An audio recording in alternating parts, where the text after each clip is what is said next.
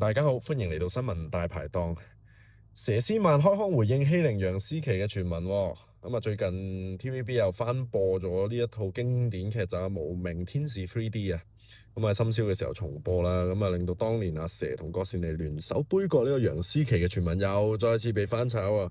阿佘呢家就開腔回應啊，話邊度得閒啊？佢話呢套《無名天使 3D》啊，當年拍攝嘅時候其實好辛苦啊。基本上所有好多打鬥動作嘅場面都係要自己親身去做，搞到日日都係傷㗎啦。佢就話：喂，大家又要記對白，又要做動作，冇時間做其他嘢㗎啦，邊度得閒啊？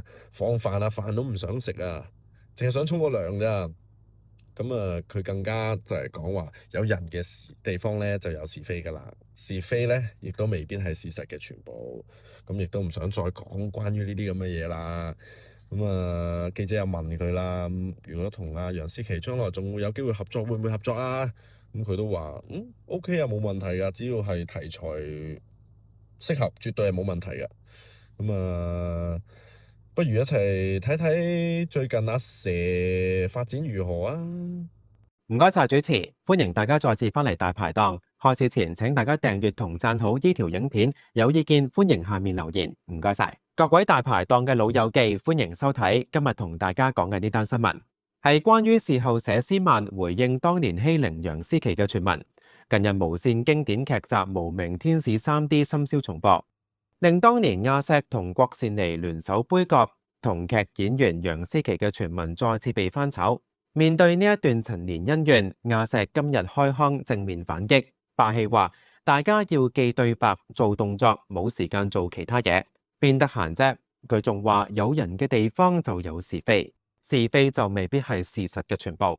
強調現時大家各自都發展得好好，對於將來會唔會再同楊思琦合作，佢抱持開放態度。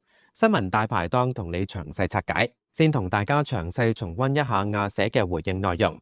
事後佘詩曼以駐陸香港環保大使嘅身份出席活動，落力推廣環保生活。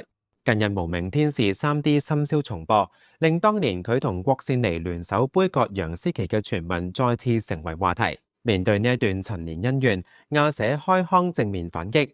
佢回憶起當年嘅拍攝點滴，直言過程相當艱辛。佢透露開工前1個月已經開始接受動作特訓。拍攝嘅時候，更加有高達90%嘅動作場面係親身上陣，導致每日都搞到滿身傷痕。對於外間盛傳當年佢同郭羨妮喺劇組聯手欺凌楊思琦，阿佘坦言冇留意相關消息，並霸氣澄清大家要記對白、做動作，冇時間做其他嘢，邊得閒啫？放飯連飯都唔想食，只係想沖個涼。佢婉拒進一步談論是非，有人嘅地方就有是非。是非就未必係事實嘅全部，唔想再講。佢強調現時大家各自都發展得好好，各有成就。對於將來會否再與楊思琦合作，佢抱持開放態度，表示只要題材合適，絕對冇問題。至於會唔會考慮重現當年嘅經典泳衣造型，保養得宜嘅阿佘豪言 I'm always ready， 我隨時準備好，盡顯自信。活動上，阿佘原來係帶病上陣。佢透露自己聲帶發炎，受訪嘅時候聲音沙啞。談到早前同 ERROR 成員肥仔同阿 D 打麻雀，阿佘自爆輸咗高達4位數字，更指肥仔係大贏家。重溫完阿佘嘅霸氣回應，我哋大排檔馬上同大家分析一下呢件事有咩值得關注嘅地方。首先，阿佘嘅回應非常大方得體，佢冇否認當年嘅傳聞，但係用邊得閒啫嚟反駁。暗示當年拍戲已經忙到冇時間諗其他嘢。佢又話有人嘅地方就有是非，是非就未必係事實嘅全部。呢句說話既唔係否認，亦都唔係承認，但係就暗示咗傳聞未必係真相。呢一種回應方式既冇得罪任何人，又保護咗自己嘅形象，非常高漲。第二，阿佘強調現時大家各自都發展得好好，呢句說話非常大方。佢冇因為當年被傳欺凌而記恨，反而讚賞對方嘅成就，呢種氣度令到佢更加獲得公眾嘅喜愛。第三，阿佘對將來合作抱持開放態度，呢個亦都係一個成熟嘅表現。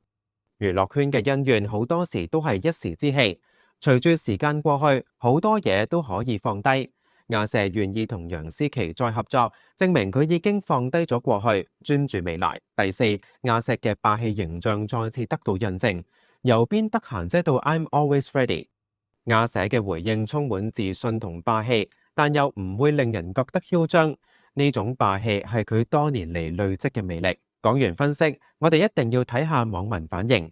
亞瑟嘅回應出街之後，網上討論非常熱烈，大致可以分為幾派。讚賞派嘅網民話：亞瑟回應得好大方得體，真係有智慧，邊得閒啫？呢句真係霸氣，但又好有說服力。亞瑟真係好有氣度，難怪咁多人中意佢。支持派嘅網民話：支持亞瑟，當年嘅傳聞可能只係誤會。亞瑟嘅人緣一向好好，唔似會欺凌人。希望亞瑟同楊思琦真係有機會再合作，世紀和解。分析派嘅網民話：亞瑟嘅回應好高明，既否認又冇指責任何人，有人嘅地方就有是非。呢句說話好中肯，娛樂圈尤其係咁。亞瑟用工作繁忙嚟反駁，好有說服力。食花生派嘅網民話：當年嘅真相到底係點？好想知。亞瑟回應咗，唔知楊思琦會唔會又回應？呢單連續劇仲有排睇。總結一下大排檔對亞瑟呢個回應嘅睇法，我認為亞瑟嘅回應有幾個值得學習嘅地方。第一，面對是非保持冷靜，亞瑟冇激動否認，亦都冇指責任何人，只係用邊得閒啫嚟輕輕帶過。呢種冷靜嘅態度令到佢更加獲得公眾嘅支持。第二，用工作忙碌嚟反駁。亞瑟話當年拍戲忙到連飯都唔想食，只係想沖涼。呢個理由非常有力，因為事實擺在眼前。當年嘅無名天使 3D 確實有大量動作場面。第三，唔好糾纏過去。亞瑟話現時大家各自都發展得好好。呢句說話顯示佢已經放低過去，專注未來。呢種態度值得學習。第四，保持開放態度。亞瑟願意同楊思琦再合作，證明佢冇記恨。呢種胸襟令人敬佩。最後，大排檔想向亞瑟講句：你嘅回應真係好大方得體，令人佩服。希望你繼續保持呢份自信同霸氣，拍多啲好戲俾我哋睇。好啦，今日大排檔嘅時事評論就到呢度。你對亞瑟嘅回應有咩睇法？你覺得當年嘅欺凌傳聞係咪真係誤會？歡迎喺下面留言同我哋討論。記得留言、分享同埋最緊要嘅訂閱同讚好。我哋下次再同大家開檔講時事。拜拜。